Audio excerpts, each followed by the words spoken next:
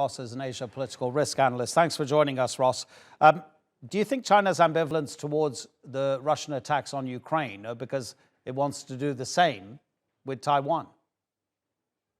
Well, the fact is, China has not renounced the use of force to take over Taiwan. So we have to keep in mind that all the noise, the back and forth between the U.S. and Taiwan, or between Taiwan and China, or the U.S. and China, whatever goes on, the fact remains that China has not renounced the use of force, and it remains a real possibility. And it's something that the civilian government here in Taiwan, military here in Taiwan, as well as civilian and military officials in the United States, and increasingly in Japan and Australia as well, have to take into consideration.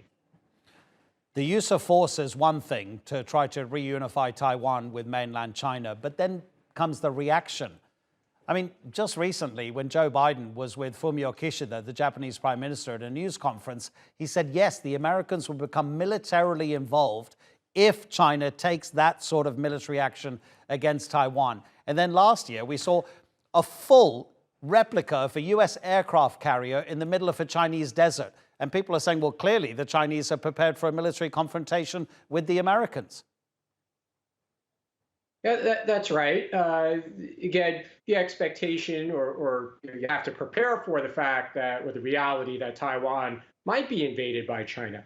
We don't really know how the international community will react, whether that's militarily. And the assumption is the United States would come to Taiwan's aid militarily, and maybe Japan would, but it's still only an assumption because it's not guaranteed by a treaty. And then the Ukraine example is that the international community, for the most part, but not everyone, has participated in economic sanctions against the aggressor. Will that happen if China takes military action against Taiwan? Maybe. But again, we don't know for sure. And there's such a significant difference, starting with the fact that there's far more multinational corporate investment in China than there was in Russia. There are other distinguishing factors as well. But will there be the same amount of economic sanctions if China were to attack Taiwan? Perhaps, and China knows that, and they've been preparing that, and that's been discussed in the public space in recent months as well. What could China do to safeguard its assets, for example, protect its currency? Which countries would participate in sanctions and which wouldn't? And we've seen a number of countries, and notable countries as well, whether that's India, countries in the Middle East, that did not participate in the sanctions against Russia. So none of this is black and white. And that's why it's so important for the people here in Taiwan, as well as the government and the military, to prepare for various eventualities. Ross, the Director of National Intelligence in the United States, Avril Haines, says that Beijing wants to be able to take Taiwan by the end of the decade. Those are Avril Haines' words. If China were to fulfill that ambition, that gives it 7.5 years. And diplomatically, right now, there is no way that reunification is going to happen. So that only leaves the military solution. The corridor, the sort of aim, is one which only has apparently one method of being achieved.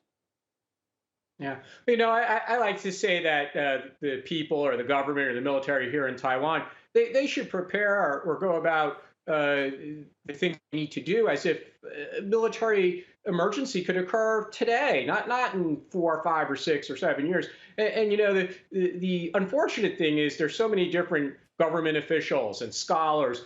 They'll give you different predictions. They'll say this might happen by 2025, 2027, 28, 2030. I find that actually unproductive because, like I said, I think Taiwan should prepare as if it could happen immediately. But is China willing to pay the price of economic sanctions? Are they willing to pay the price of the deaths and the cost that would occur on their side if they were to take military action? Again, Taiwan needs to act as if, yes, China might be willing to pay that price, because China has said it's willing to do so. So it would be silly to ignore the threat that comes from China.